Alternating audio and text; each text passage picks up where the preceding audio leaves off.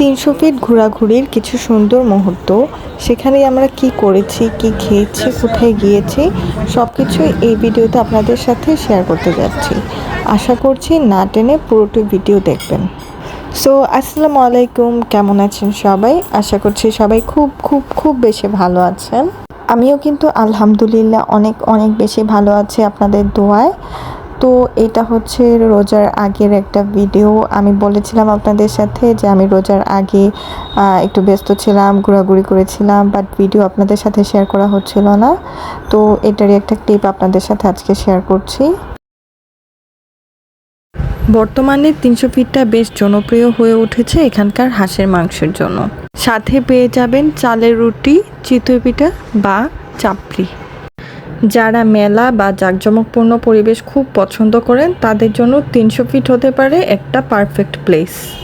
এখানে অনেক রকম খাবারের ভ্যারিয়েশন আছে, যেমন অনেক রকমের চা, মিষ্টি, sea food, street food, phuchka, আরও অনেক কিছু। হাঁটতে হাঁটতেই চোখে পড়লো পাশের দোকানে চালের রুটি দিয়ে নানা রকমের বারবিকিউ আইটেম সার্ভ করা হয়। হঠাৎ করেই চোখে পড়লো যে এখানে অক্টোপাসও পাওয়া যায়, যেটা হচ্ছে আপনারা চাইলে বারবিকিউ করেও নিতে পারবেন। ঘুরতে ঘুরতে আমি যা দেখলাম, এখানে কিন্তু প্রচুর চায়ের দোকান আছে। সো যারা হচ্ছে টি পার্সন তাদের জন্য খুব ভালো একটা ফ্যাসিলিটি বলা চলে।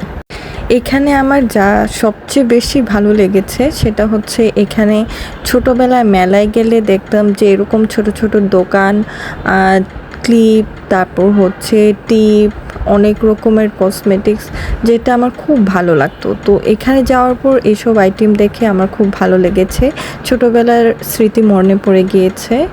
সো যারা হচ্ছে মেলা খুব পছন্দ করেন তাদের জন্য বেস্ট একটা প্লেস আমার মনে হয়। আর হ্যাঁ, এখানে কিন্তু বাচ্চাদেরকে আনন্দ দেওয়ার জন্য অনেক রকমের রাইড রয়েছে।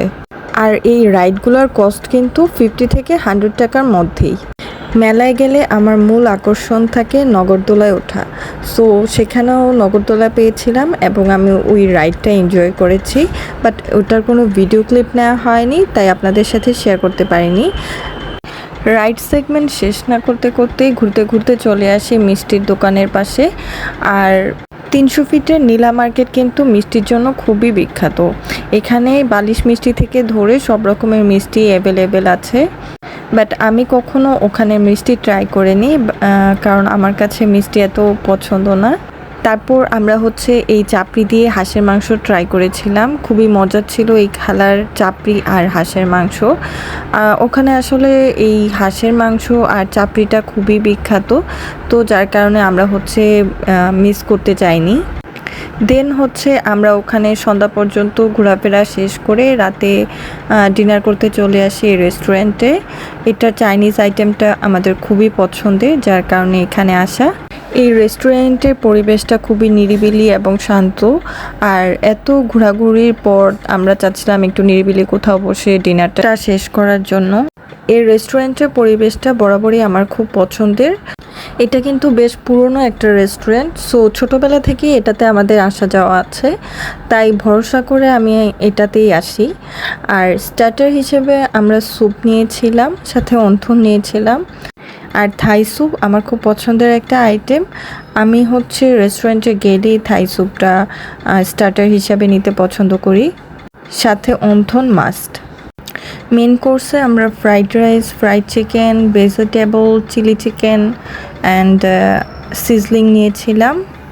আসলে সারাদিন ঘোরাঘুরি শেষ করে এতটাই টায়ার্ড ছিলাম আর এতটা ক্ষুধার্ত হয়ে গিয়েছিলাম যে খাবার আসার সাথে সাথে ভালোভাবে ভিডিও নেব সেটাও করে ওঠা হয়নি।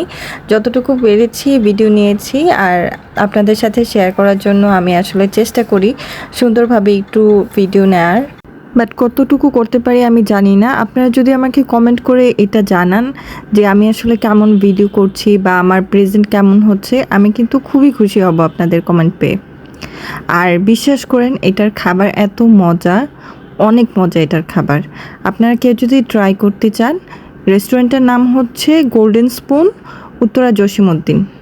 তো আজকের ভিডিওতে কিন্তু অনেক খাওয়া দাওয়া হয়েছে, ঘোরাফেরা হয়েছে, আমি কিন্তু বেশ এনজয় করেছি।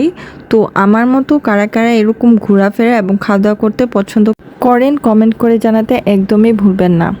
আর হ্যাঁ, আমার ভিডিও যারা দেখছেন তাদের মধ্যে অনেকেই হয়তো 300 ফিট ঘুরে এসেছেন।